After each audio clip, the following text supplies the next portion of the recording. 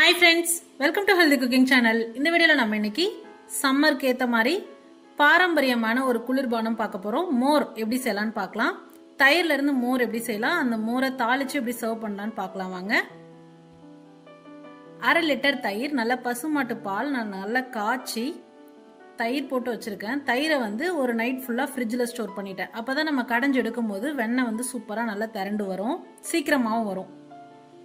இப்போ நம்ம மோர் கடையிறதுக்கு எந்த பாத்திரத்தில் கடைய போகிறோமோ அந்த பாத்திரத்தில் நம்ம ஏற்கனவே உர ஊற்றி வச்சிருக்கக்கூடிய தயிரை ஷிஃப்ட் பண்ணிட்டு கொஞ்சமாக தண்ணி ஊற்றிக்கலாம்.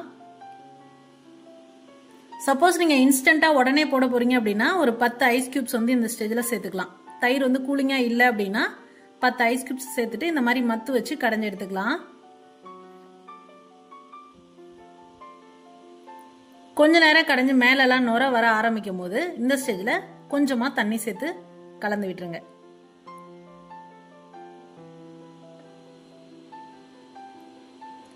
அஞ்சுல இருந்து 10 நிமிஷத்துக்குள்ளே பார்த்தீங்கன்னா சூப்பரா என்னோட பிளண்டர் எனக்கு மோர் கடைஞ்சு கொடுத்துரும்.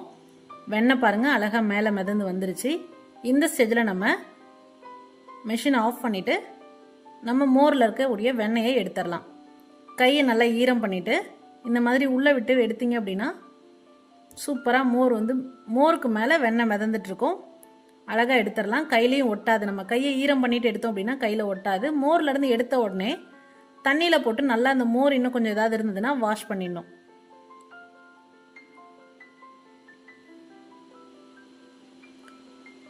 வாஷ் பண்ணிட்டு நம்ம ஒரு பிளாஸ்டிக் கண்டெய்னர்ல ஃப்ரிட்ஜில் ஸ்டோர் பண்ணிக்கலாம், ஃப்ரீசர்ல ஸ்டோர் பண்ணிக்கலாம். 1 மந்த் வரைக்கும் ஸ்டோர் பண்ணிக்கலாம். நமக்கு எப்போ நெய் தேவையோ அப்போ நம்ம காய்ச்சி எடுத்துக்கலாம். சப்போஸ் உங்களுக்கு நெய் காய்ச்சறது எப்படின்னு தெரியல அப்படின்னா நான் வீடியோ கார்டில் டேக் பண்ணுறேன், தேவைப்படுறவங்க யூஸ் பண்ணிக்கோங்க. இப்போ அந்த மோரை இந்த மாதிரி ஒரு மெல்லிசான வடிகட்டி வச்சு நல்லா வடிகட்டி எடுத்துக்கணும்.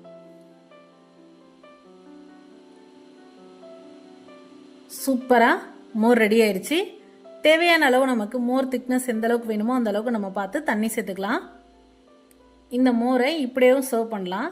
இல்லை அப்படின்னா இன்னும் கொஞ்சம் டேஸ்ட் என்ஹான்ஸ் பண்ணுறதுக்கு தாளிச்சு சர்வ் பண்ணலாம். எப்படி தாளிக்கலான்னு பார்க்கலாம். கடாயில் 1 டீஸ்பூன் அளவுக்கு எண்ணெய் விட்டுக்கோங்க. எண்ணெய் சூடானதுக்கு அப்புறமா 1/4 டீஸ்பூன் கடுகு வெடித்ததுக்கு அப்புறமா 2 பச்சை மிளகாய் 4 கீரி போட்டிருக்கேன்.